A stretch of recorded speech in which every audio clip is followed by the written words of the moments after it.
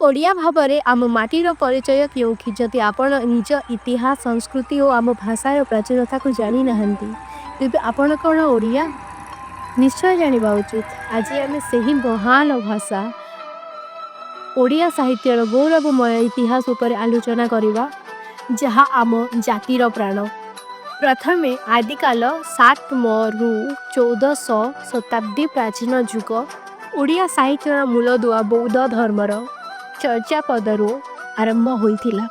Louis पा ओ कांथु पांक भली कवि माने एही संध्या भाषा रहस्यपूर्ण गीत रचना करथिले। मध्य युग स्वर्ण युग 1500 शताब्दी रु 1700 शताब्दी एहा हेउछि ओडिया साहित्यर स्वर्ण युग। आदिकवि सारला दास पुराण को लोकभाषा को आनीथिले।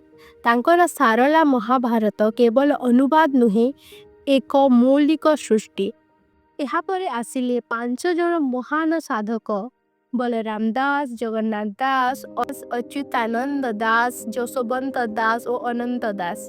जगन्नाथ दास को भागवत आज भी प्रति ओडिया घरर प्रतिटी आत्मारे स्पंदित। रीति युग अलंकार युग 1700 शताब्दी रु 1850 यही युग थिला शब्द और अलंकार रे कारीगरी। कवि सम्राट उपेंद्र भंज एहार श्रेष्ठ प्रतिनिधि। तांकर वैद हिस विलास और लावण्यवती भली काव्य ओडिया साहित्य को एक अनन्य शैली प्रदान कला। आधुनिक युग नवजागरण 1870 रु वर्तमान ब्रिटिश शासन काल ओडिया भाषा को बंचाइबा पाई एक बड़ संघर्ष होइथिला। एही समय व्यासकवि फकीरमोहन सेनापति आधुनिक ओडिया साहित्यर जनक भावे उक्ता थिले। तांकर उपन्यास 6 माण 8 गुंड समाजर वास्तव चित्र देखाइला। कविता क्षेत्र कविवर राधानाथ राय और स्वभाव कवि गंगाधर मेहर जहाँकर तपस्विनी काव्य आज भी अतुलनीय एवं भक्त कवि मधुसूदन राव नूतन काव्यधारा आनिले। आज साहित्य गल्प उपन्यास नाटक और प्रबंधरे समृद्ध।